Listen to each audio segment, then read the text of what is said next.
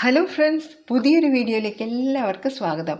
ഇന്ന് ഞാൻ വളരെ ടേസ്റ്റി ആയിട്ടുള്ള ഒരു മുട്ട റോസ്റ്റിൻ്റെ റെസിപ്പി ആയിട്ടാണ് വന്നിട്ടുള്ളത്. ഇത് ചോറിൻ്റെ കൂടെ മാത്രമല്ല, ചപ്പാത്തിക്കും ഇടിയപ്പത്തിൻ്റെയും കൂടെയും പുട്ടിൻ്റെയും ബ്രെഡിൻ്റെ കൂടെ എല്ലാം കഴിക്കാൻ പറ്റിയ നല്ല ടേസ്റ്റി ആയിട്ടുള്ള ഈ ഒണിയൻ എഗ് റോസ്റ്റ് തയ്യാറാക്കുന്നത് എങ്ങനെയാണെന്നൊന്ന് നമുക്ക് നോക്കിയാലോ. അപ്പോൾ അതിനായിട്ട് കടായി ചൂടാക്കിയിട്ടുണ്ട്. അതിലേക്ക് ഞാൻ 1 ടീസ്പൂൺ വെളിച്ചെണ്ണയാണ് ആദ്യം ഒഴിച്ചു കൊടുക്കുന്നത്. ഇനി അതൊന്ന് ഒഴിച്ചു കൊടുത്ത ശേഷം ഫ്ലെയിം ലോ ആക്കി വെച്ചിട്ട് നമുക്ക് പൊടികൾ ചേർത്ത് കൊടുക്കാം. 1 ടീസ്പൂൺ കാശ്മീരി മുളക് പൊടിയും 1/4 ടീസ്പൂൺ മഞ്ഞൾപ്പൊടിയും 1/4 ടീസ്പൂൺ ഗരം മസാല പൗഡറുമാണ് ആദ്യം നമ്മൾ ചേർത്ത് കൊടുക്കേണ്ടത്. ഇനി ആ ലോ ഫ്ലെയിമിൽ വെച്ച് നമുക്ക് ആ പൊടികളൊന്നും കരിഞ്ഞു പോകാതെ ഇതുപോലെ എണ്ണയിലൊന്ന് മൂപ്പിച്ചെടുക്കാം.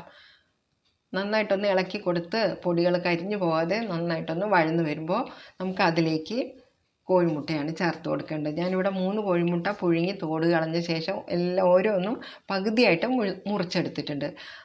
അത് നമുക്ക് ഇതിലേക്ക് ഈ മസാലയിലേക്ക് ഇതുപോലെ ഒന്ന് വെച്ച് കൊടുക്കാം. ആദ്യം കമിഴ്ത്തിയാണ് വെച്ച് കൊടുക്കുന്നത്. ഇനി ആ ലോ ഫ്ലെയിമിൽ തന്നെ നമുക്ക് അതിൻ്റെ ഒരു സൈഡ് ആദ്യം ഒന്ന് ഇതുപോലെ ഒന്ന് ഫ്രൈ ചെയ്തെടുക്കാം. അപ്പോൾ എൻ്റെ വീഡിയോ കാണുമ്പോൾ റെസിപ്പി ഇഷ്ടമായാൽ ഒരു ലൈക്ക് ചെയ്യാൻ മറന്നു പോകരുതേ. പുതിയ ഫ്രണ്ട്സ് ആരെങ്കിലും കാണുന്നുണ്ടെങ്കിൽ ഒന്ന് സബ്സ്ക്രൈബ് ചെയ്ത് ആ ഓൾ എന്ന ഓപ്ഷനും കൂടെ എനേബിൾ ചെയ്ത് വെച്ചാൽ ഞാനിടുന്ന വീഡിയോസിൻ്റെ എല്ലാം നോട്ടിഫിക്കേഷൻ നിങ്ങൾക്ക് കിട്ടുന്നതായിരിക്കും. അപ്പോൾ ഇതാ ഒരു സൈഡ് ഫ്രൈ ആയി വന്നപ്പോൾ പതുക്കെ ഞാൻ ആ സ്പാറ്റില കൊണ്ട് കോഴിമുട്ട മറിച്ചിട്ട് കൊടുത്തിട്ടുണ്ട്. ഏകദേശം 1-1.5 മിനിറ്റ് കൊണ്ട് തന്നെ നമുക്ക് ഈ കോഴിമുട്ട ചെറുതായിട്ടൊന്ന് ഫ്രൈ ആക്കിയെടുക്കാം. ഇതുപോലെ തയ്യാറാക്കുമ്പോൾ മുട്ട റോസ്റ്റ് വേറെ തന്നെ നല്ലൊരു ടേസ്റ്റ് കിട്ടുന്നതായിരിക്കും.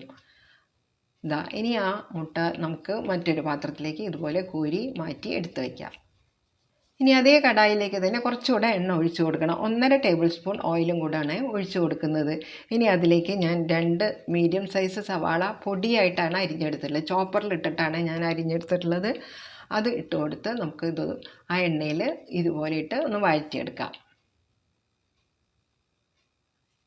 സവാളയൊക്കെ അതുപോലെ നന്നായിട്ടൊന്ന് ചെറുതായിട്ടൊന്ന് സോഫ്റ്റായിട്ട് വഴന്നു വരുമ്പോൾ നമുക്കതിലേക്ക് ഇഞ്ചി വെളുത്തുള്ളി പേസ്റ്റ് ചേർത്ത് കൊടുക്കാം. 1 ടീസ്പൂൺ ഇഞ്ചി വെളുത്തുള്ളി പേസ്റ്റ് ചേർത്ത് കൊടുത്തിട്ടുണ്ട്. അതുപോലെ 4 പച്ചമുളകും അതിലേക്ക് ഇട്ട് കൊടുത്തിട്ടുണ്ട്. ചെറിയ എരിവില്ലാത്ത പച്ചമുളകാണ് ചേർത്ത് കൊടുത്തിട്ടുള്ളത്.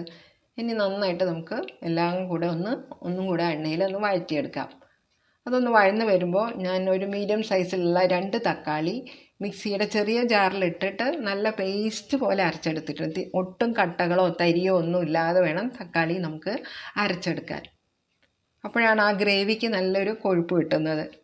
ഇത് നന്നായിട്ട് അരച്ചെടുത്തിട്ട് അതിലേക്ക് ഒഴിച്ചു കൊടുത്തിട്ടുണ്ട്. ഇനി എല്ലാം കൂടെ വീണ്ടും നമുക്കൊന്ന് വഴറ്റി കൊടുക്കാം. അപ്പോൾ മീഡിയം ടു ലോ ഫ്ലെയിമിലേക്ക് വെച്ചിട്ട് വേണം ഇതൊന്ന് വഴറ്റിയെടുക്കാൻ. ഇതൊന്ന് വഴന്ന് സോഫ്റ്റായി വരുമ്പോൾ നമുക്ക് അതൊന്ന് വെന്ത് വരാൻ വേണ്ടിയിട്ട് ഒരു 1/4 കപ്പ് വെള്ളം മാത്രം അതിലേക്ക് ഒഴിച്ചു കൊടുക്കാം. ഈ കറിക്ക് അധികം ഗ്രേവി ഇല്ല, അതുകൊണ്ട് 1/4 കപ്പ് വെള്ളം മാത്രം ഒഴിച്ചു കൊടുത്താൽ മതി. ഇനി പാകത്തിന് ഉപ്പൂടെ ഇട്ട് ഒന്ന് ഇളക്കിയ ശേഷം മൂടി വെച്ച് ആ തക്കാളിയും അതൊക്കെ ഒന്ന് സോഫ്റ്റായിട്ട് അതിൻ്റെ ആ പച്ച മണമൊക്കെ ഒന്ന് പോയി നന്നായിട്ട് വെന്ത് വരാൻ വേണ്ടി വെയിറ്റ് ചെയ്യാം.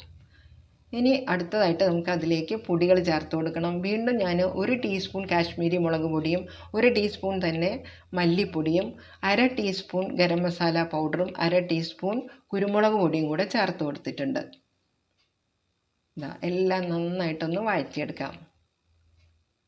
ഉള്ളിയും എല്ലാം ഇപ്പോൾ നല്ല പോലെ വെന്ത് വന്നിട്ടുണ്ട്. പൊടികളും അതിലേക്ക് ഇട്ട് കൊടുത്തതെല്ലാം നല്ല പോലെ മിക്സ് ചെയ്തിട്ട് നമുക്ക് ഇത് ഒന്ന് ഇളക്കി കൊടുക്കാം. ലോ ടു മീഡിയം ഫ്ലെയിമിൽ തന്നെ വെച്ച് വേണം ഈ വഴറ്റുന്നതെല്ലാം നമ്മൾ ചെയ്തെടുക്കാൻ. ഇപ്പോൾ നല്ല ഒരു തിക്കായിട്ടുള്ള ഒരു ഗ്രേവിയാണ് ഇവിടെ തയ്യാറായിട്ടുള്ളത്. എല്ലാം നല്ല പോലെ വഴന്ന് നല്ല റോസ്റ്റായിട്ട് വന്നിട്ടുണ്ട്. ഈ സമയത്ത് ഉപ്പൊക്കെ നമ്മളൊന്ന് നോക്കുക. ഇനി നമ്മൾ ചെയ്യുന്നത്, നമ്മളിവിടെ നേരത്തെ ഫ്രൈ ചെയ്ത് വെച്ചിട്ടുള്ള ആ കോഴിമുട്ട ഇതിലേക്ക് നമുക്ക് വെച്ച് കൊടുക്കാം. ആ ഗ്രേവി എന്നിട്ട് എന്ത് ചെയ്യാം, അതെല്ലാം നമുക്ക് ആ കോഴിമുട്ടയുടെ മുകളിലേക്ക് ഇതുപോലെ ഒന്ന് ഇട്ട് കൊടുക്കണം. അപ്പോൾ ആ ഓണിയൻ ഗ്രേവിയിൽ നല്ല പോലെ ഒന്ന് ഇതുപോലെ എന്താ പറയുക, നന്നായിട്ടൊന്ന് പൊതിഞ്ഞെടുത്തിട്ട് വേണം നമ്മൾ ഈ കറി തയ്യാറാക്കിയെടുക്കാൻ. അതുകൊണ്ടാണ് ഇതിനെ ഒണിയൻ എഗ് റോസ്റ്റ് എന്ന് ഞാൻ വിളിക്കുന്നത്. അപ്പോൾ വളരെ ടേസ്റ്റി ആയിട്ടുള്ള ഒണിയൻ എഗ് റോസ്റ്റ് ഇവിടെ തയ്യാറായിട്ടുണ്ട്. മുകളിൽ ഞാൻ കുറച്ച് കറിവേപ്പില ഇട്ട് കൊടുക്കുന്നുണ്ട്. മല്ലിയിലയുടെ ടേസ്റ്റ് ഇഷ്ടമുള്ളവർക്ക് അതുകൂടെ അതിൻ്റെ മുകളിൽ ഇട്ട് കൊടുത്തിട്ട് കുറച്ച് നേരം ഒന്ന് മൂടി വെച്ചാൽ അതിൻ്റെ എല്ലാ ഫ്ലേവറും അതിലേക്ക് ഇറങ്ങുന്നതായിരിക്കും. അതിനുശേഷം നമുക്ക് ഇതുപോലെ സെർവ് ചെയ്യാനെടുക്കാം. അപ്പോൾ എൻ്റെ റെസിപ്പി ഇഷ്ടമായാൽ ലൈക്ക് ചെയ്യാനും പുതിയതായിട്ട് കാണുന്നവർ സബ്സ്ക്രൈബ് ചെയ്യാനും മറന്നു പോകരുത്. അതുപോലെ ഇത് നിങ്ങളൊന്ന് ട്രൈ ചെയ്ത് നോക്കാനും മറന്നു പോകരുത്. Thank you for watching.